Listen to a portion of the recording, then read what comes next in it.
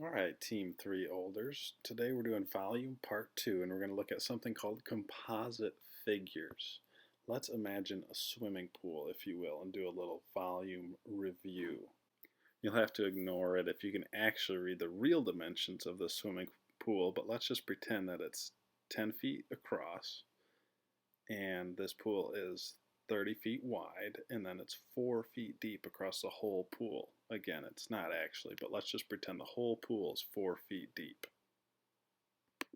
I'd love to challenge you to pause the video and go get a pencil and paper 10 and feet across figure out times 30 what feet is the wide. volume It's of going the to be swimming pool. 300 feet, but then that repeats 4 feet deep over and over, right? So 1,200 cubic feet of water.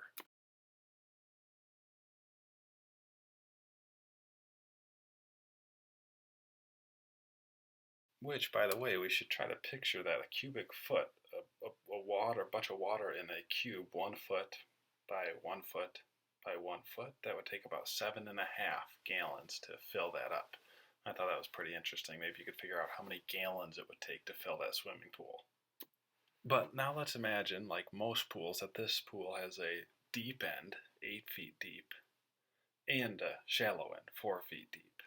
What would be the volume of the pool now? It can't be the same as the last time we did this problem because it's deeper on one half of the pool, and let's, for the sake of the problem, imagine it goes straight down. It drops straight from 4 feet and then boom, down to 8. So it's almost like we have two different cubes.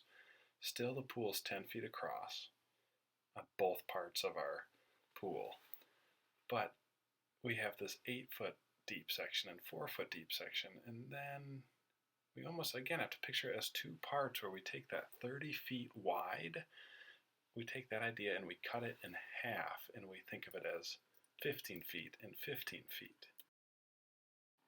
So this pool has become a composite figure where we have to find two volumes and then put them together. So we have our 10 feet across and 15 feet wide and 4 feet deep for the one side. On the other side of the pool, it's 10 feet across and 15 feet wide, but 8 feet deep this time. And when we find the volumes of both sides, it's 600 cubic feet for the shallow side and 1,600 cubic feet for the deep side. And when we add those together, boom, 2,200 cubic feet of volume. Okay, take a little breather and we'll jump back in. Okay, if you picture this as a school, and if you read the dimensions, you'll see why I call it a mini school. We'll call the bigger section the main wing, and the smaller section the front office. Okay, so these are the two parts of our insect school. Now check this out. You can picture these parts as two separate parts by sort of slicing them apart, and we have the main wing and the front office here. But how do we know how tall the main wing is? And how do we know how wide across the front office is? Well, the height of the main wing is the same height as the front office, so we can know that its dimension is 5 centimeters tall. And then for that 5 centimeters across the front of the front office, well, notice that the back wall of the whole mini school is 20 centimeters. But the width of the front wall is 15.